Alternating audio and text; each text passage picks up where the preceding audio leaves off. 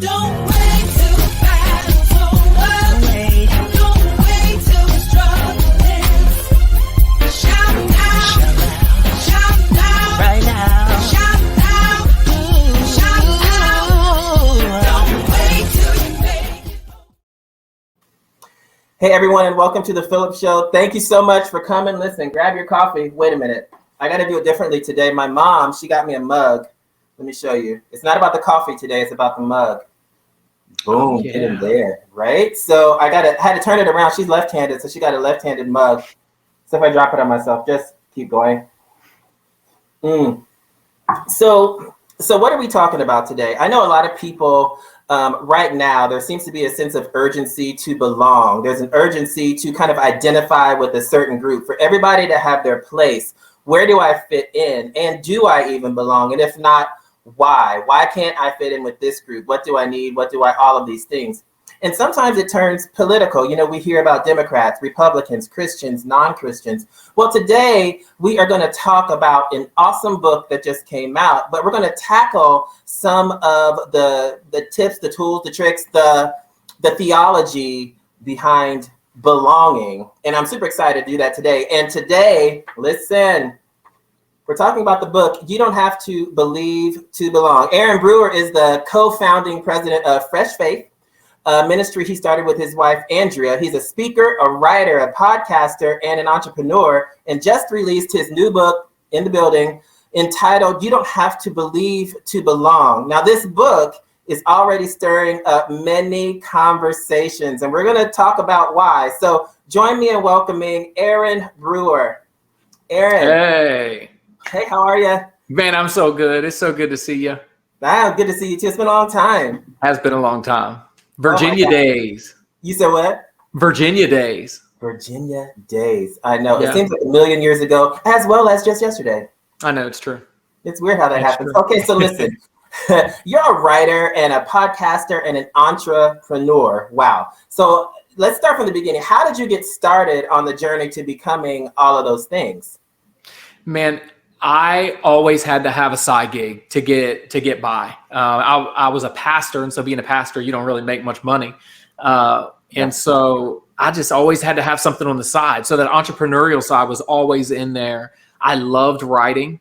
Always wanted to be an author. And speaking that's my jam. That's my gig. I am most comfortable in any scenario speaking. That's my thing.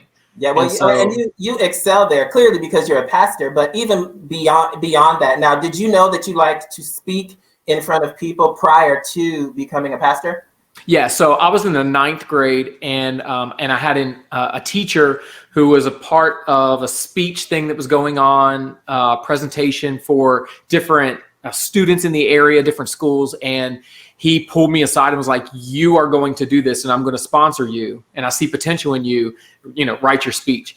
And so I wrote this speech. It was the first speech I'd ever given. I don't even remember what it was about, but given my background and the way I was raised, I went to this, I think it was supposed to be scientific. And I came out with this, preaching the gospel message, right in the middle of this middle school. And I finished second. I finished second. And it was good. But even then I knew oh my goodness, what I can convey, and I can change someone's life forever by spoken word, and the power of tapping into who they are and the struggles that they have, and what they can accomplish through those, and really what God can accomplish through their lives. And so that excites me more so than anything, really. I love spoken word, man. I love it. Yeah. Well, you're really charismatic. Let me say that. You're very charismatic, and it's clear that, you're very influential when you speak. And I think that that's really cool. And the fact that your talents have kind of come together, and you have a profession based on those talents, and you're a public speaker, and you go out and speak, and you go out and motivate, and you go out and do that and touch people that way. I think that's awesome to be able to use what you're naturally gifted at and even just impact people's lives. That's wonderful. Yeah. Yeah, I agree. I think that's the way God designed it all, Yeah. Well, speaking of God and speaking of designing, let's talk about You Don't Have to Believe to Belong. But we're going to get into the book, but I want to bring our attention to the title. And there's a little subtitle, if you will. You don't have to believe to belong. And then it says, like, for real. Yeah. Kind of seems to allude to a sentiment that it may be too good to be true, not believing to belong, or combating a disbelief or something. Why did you choose to add that little tag? That's so funny. I had no tagline on the book, and and I was laying in bed one night, and I said, "Babe, I need a tagline for the book." She's like, "Okay, like for real." So literally, that's what it was, because she said that. And man, you have no idea. Obviously, you do, because you brought it up, but you have no idea how influential that little tagline has been, because it's almost like, okay, you say you don't have to believe to belong, so does everybody else. But I really want you to get it. Like, I want you to own it. I want you to be it. That's it. That's what the tagline gets at, is that idea of, here's the difference. I came from the church world. I no longer am a pastor, but I came from that church world. And so because of that, every church is, well, all are welcome. Well, we say that, but we really don't mean that. Gotcha. And it changes when people we disagree with want to get involved in leadership, want to get involved in serving, and then they can only serve in certain locations, or they're only good enough in our eyes to do certain things simply because you really do have to believe like us to belong with us on the deepest level. And so when I say that phrase and I say like for real, I mean, you really don't have to believe to belong here. That's what I mean. That's awesome. And I want to unpack that, because I read it and I really enjoyed it. And I've been sharing it with people and letting them know that it's really great to read for more information and just because they need to.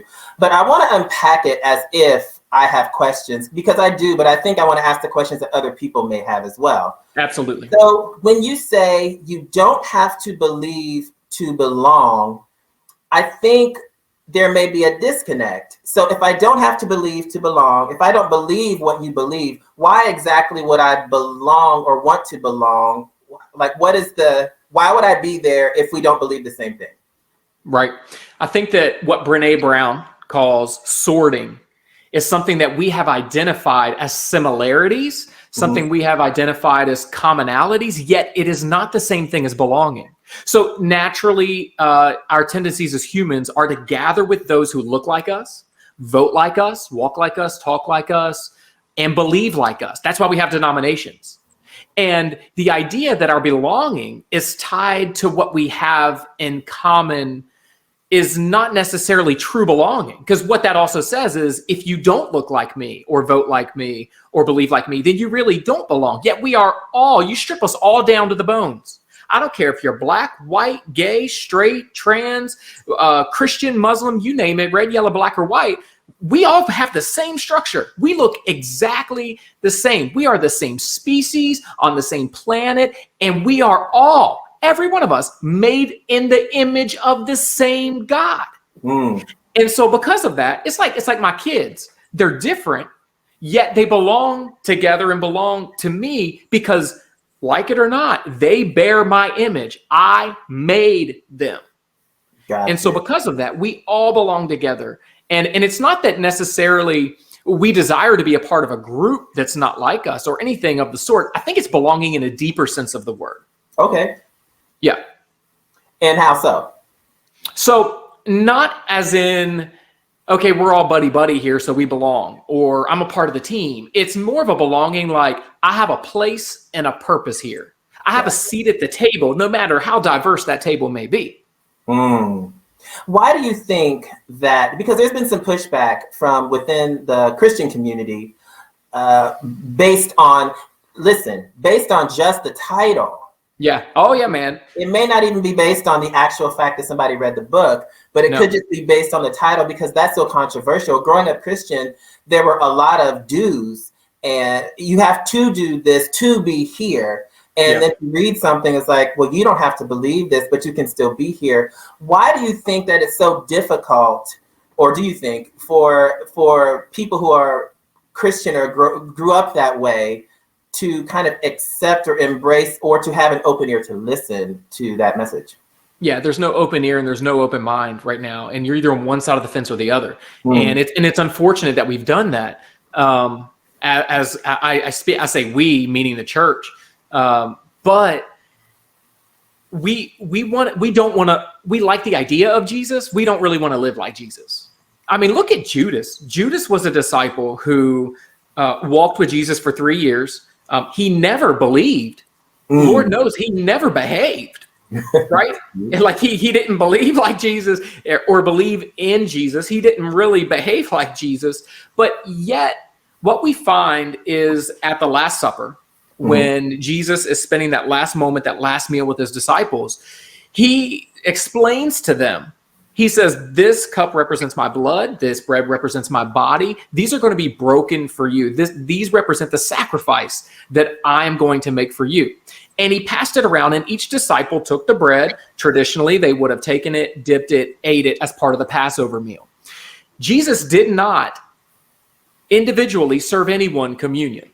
They all did it in and of themselves. That's the way that it worked. Yeah. Yet, when it came to Judas, after he had already taken it, after Jesus had already said what it meant, we read that he actually took the bread, dipped it in the wine, handed it to Judas. And as he handed it to Judas, he said, what you're about to do quickly. And Judas went left and betrayed him. I'm about to preach so good, in the middle of the worst thing he could have ever done, the worst mistake he's ever about to make in his life. Like, you think your sins are bad? This dude is in charge of betraying the Son of God. He's in charge of Jesus' murder right here. And he's leading the whole thing and doing it for 30 freaking pieces of silver. And in the middle of that moment, Jesus says, my body, my blood is still for you, especially for you, even still, even now. Judas never believed, Judas never behaved, but Judas always belonged. And I don't understand why that's so difficult for us to pick up and to do, because and I think this is why, is our entire Christianity let me rephrase that. Our entire evangelical Christianity is built around fear. Don't do this, this is what will happen to you. Which means you never really had the right motivation doing it anyway. Right. If I only love you out of fear of what's going to happen if I choose not to, well, that's not love. And so any relationship built out of fear is really no relationship at all. And I think that's why we fear what we do not understand, or what we refuse to understand, because we genuinely have been forced to believe something out of fear, not out of love. When God said, it is my love that brings you to repentance. He has not given us a spirit of fear. I mean, I could go on and on and on, but you see what I mean? It's just consistent. So when you were thinking of, I'm so interested in why this book, what need, in marketing, because you do marketing as well. So generally when you have a product or a service, you're trying to fill a need. What need did you sense that needed to be filled? And is the book filling that in your perspective? That's a really, really great question. Yes, is the answer to that question. The need is, and it's really difficult. Now, let me answer that a different way, because it's always evolving for me. One of the things that I heard God, like I really felt like God was saying to me when I left pastoring and started a digital ministry, which you recognized as Fresh Faith, and that's what we lead now. And it's almost this ministry of bringing a fresh perspective to faith. And I remember feeling the impression of God almost saying, like, you take care of my people, because it was a huge leap of faith, man. Like, I quit my job, which was so comfortable, quit my job, left the only town I've ever lived in, or any of my family's ever lived in, to move to a place where we had vacationed because we just wanted to live there. And I couldn't get a loan. I couldn't get anything. Oh, wow. I wasn't that smart, quitting my job and jumping over here doing that, but God provided in a miraculous way. But in doing so, like, I heard him say, not audibly, but impressionably, like, take care of my people and I'll take care of you. And so you know what I did? I did what I thought he meant. And I started to cater to church people. So I opened up my Bible and just did what I always did. And I'm going to tell you the scriptures and I'm going to put my little spin on it. And I'm going to build it into cute little sermon series. And literally 2 weeks ago, this is fresh after the book. I mean, fresh stuff, right? And it ties into meeting this need. All of a sudden I realized, because I'm in the South now, right? Mm-hmm. And there are communities, the faith community do not embrace. I can name a lot of those communities that don't embrace. Yeah. Generally, faith does not embrace the gay community, typically, or anything associated with LGBTQ+, like anything. They don't embrace that. They don't embrace secular music in those communities. They don't embrace any type of per se, like breweries or wineries or those communities that are out there. They don't embrace those things. But what I found was here in the South, and I can't speak for everywhere because I'm living in the South right now, but it was so weird. I went to these communities. I mean, right now we attend a church that's in a brewery. And so it's just different. And so what I found was that all the secular music communities here embrace faith. The brewery and the winery, those communities, they embrace faith. That all of a sudden, wait a minute, that LGBTQ+ communities around here, a lot of them are embracing faith, but faith is not embracing them. And all of a sudden, my eyes were open and I felt like God was saying, those are the people I was talking about. You thought when I said my people, I was talking about the people in the four walls. I'm not talking about those people. These are my people too. Take care of my people and I'll take care of you. And all of a sudden I realized, oh my gosh, Jesus never went and ministered to the church people. He never went and ministered to the Pharisees.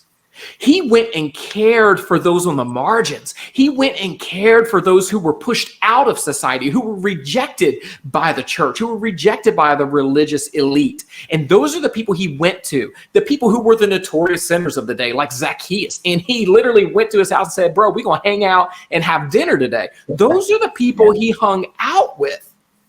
And those are the people he ministered to. Those are the people he cared for. And if I am going to walk and live like Jesus, if I'm going to follow him and obey his command to follow me, I have to go where he went, love who he loved, and lay down my preferences for the people he laid down his life for. So talking about you don't have to believe to belong, I'm going to back in my church head now. Yep. So is there an expiration date? Okay, you don't have to believe, I get this all the time when, well, you can come in, like, but God's going to change you. So it's almost like there's an expiration date of when you can kind of figure it out. And then 2 months in, if you didn't figure it out, you don't belong anymore. So for yours, is there some sort of, how do you reconcile those beliefs? Yeah. So I don't reconcile those beliefs. Okay. It legit that if there is belonging attached to strings, if strings are attached to belonging, then it didn't come from God because God laid down his life for you despite you, knowing what you were already going to do. Yeah. It was like while we were yet sinners, Christ died for us. In the middle of our sin, not in the middle of our righteousness. Yeah. His dying for us, his gift to us of love and life, the fact that we belong to him had nothing to do with what I believed, what I did, what I didn't believe, or what I didn't do. Because if there was anything I could do to earn it, then I can do everything I can to lose it. And now it's based on me, not based on him. Yeah. And so for me, my understanding, my looking at the life of Jesus, what I see is this person that everyone found belonging with.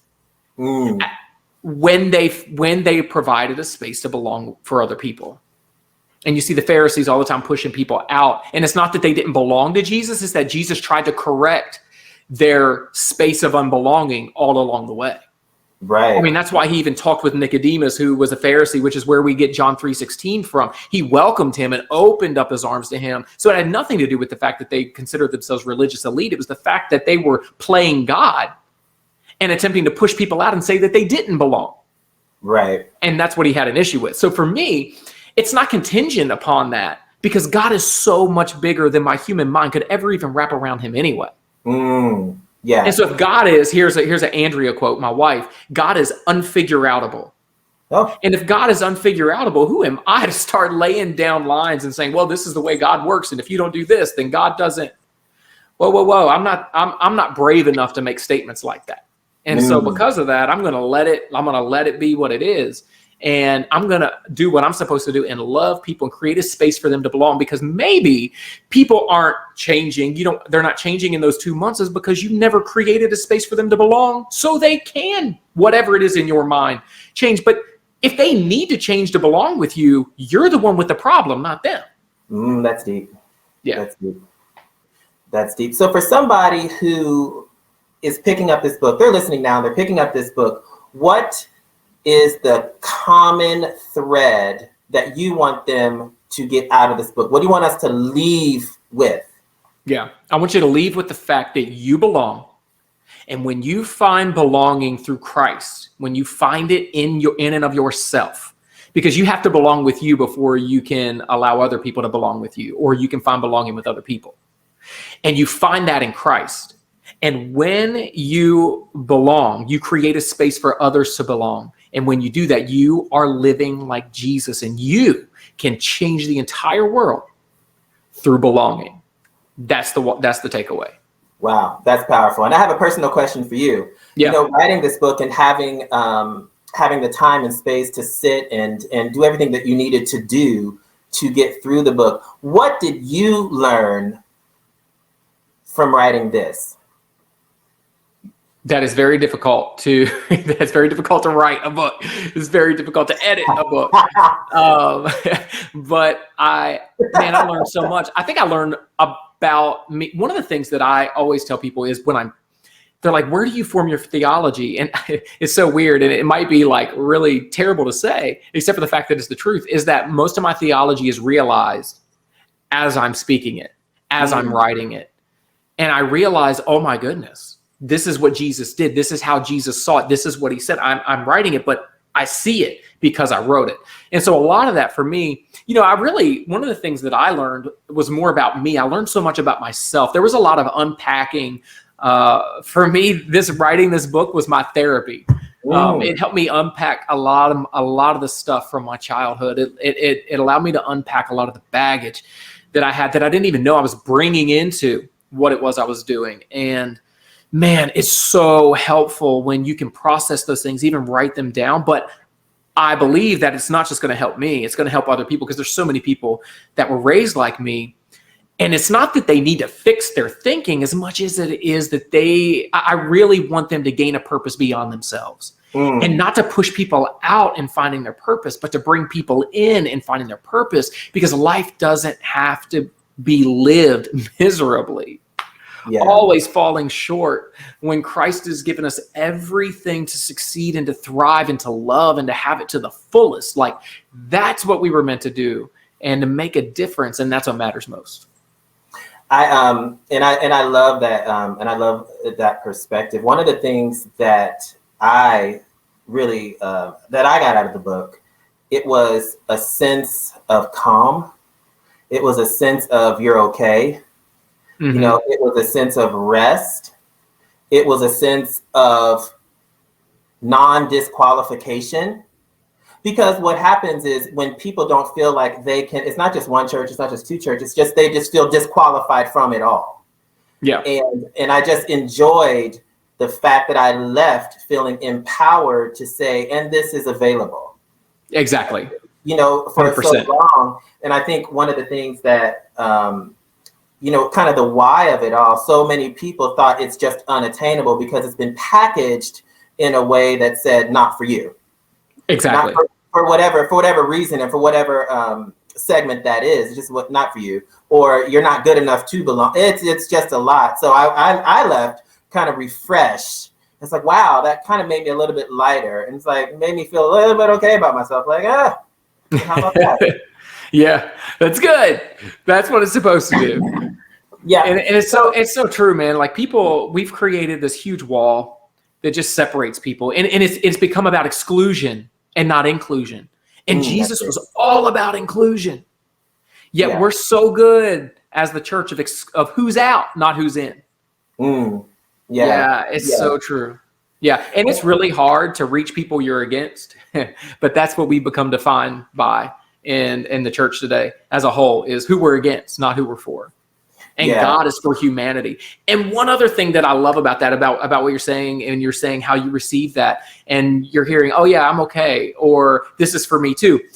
And this would be for anybody listening. Like, I want you to know, no one, there is not a human who has ever lived, minus Jesus, who gets to speak on behalf of God and tell you that you're in or you're out. No one gets to tell you you're excluded. No one gets to speak on behalf of God to you. God has made a way for himself to communicate to you and through you, and it's all around you if you're paying attention to it.